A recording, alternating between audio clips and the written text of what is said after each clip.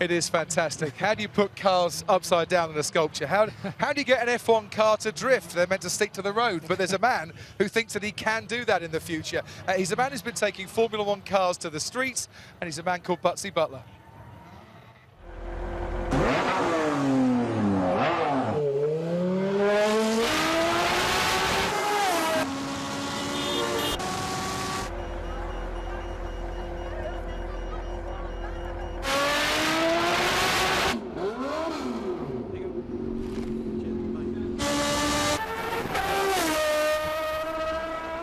So Buttsy, good to see you here. Tell us about your Goodwood. What are you up to this weekend? Well, this weekend I've got two cars on display on the 3M stand. I've got a BetSafe 2011 Sauber F1 car that I drove through the streets of Manchester on a stunt. And I've got my clothing brand called Goon Squad. We've got a wrapped car. It's a 2006 BMW Sauber. So I'm also drifting up the hill. That's what I do as my profession. I'm a drifter for Monster Energy. So this year I have a JDM Garage Nissan Silvia. It's V8 supercharged, 700 horsepower. It's a bit of a beast, and it was raining today, so it was pretty sketchy, but we made it. We kept it between the ditches, which was good.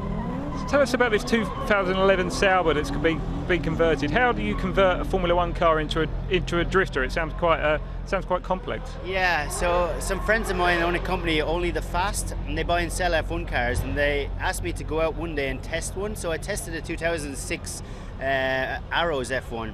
And I had a clutch and sequential box, so I was like, let's try and do some donuts in this thing. And of course it's rear wheel drive, it has horsepower, so it's going to spin the wheels. So first time I was able to do it, no problem. So we decided then that we could probably build one that could be modified a bit more to actually do it better. We know it's not going to be an amazing drift car or anything, but it's rear wheel drive, it has lots of horsepower. We're going to adjust the front steering so we can get a little more extra angle, you know, so we can do wider donuts and stuff. We're going to fit a line lock to it so we can do burnouts and smoke shows and stuff like that, and then of course it'll have a lock differential. But the other thing we're doing with it, we're actually going triple rotor engine, so it's going to sound like an F1 car, but it's going to be a bit more reliable and a bit less expensive to run. And drifting at Goodwood is becoming a bigger thing, isn't it? Last year there's quite a few drifters going up there. Yeah. It was all because of Mad Mike Widett, the crazy New Zealand guy. He got invited here years back and put on such a display that I'm sure Lord March and everyone wanted more drifters. Then of course with the Ken Block exploding, a YouTube sensation, they wanted all those guys kind of coming here. So now I think we are about 8 to 10 cars in Catch My Drift series, yeah, which is pretty cool.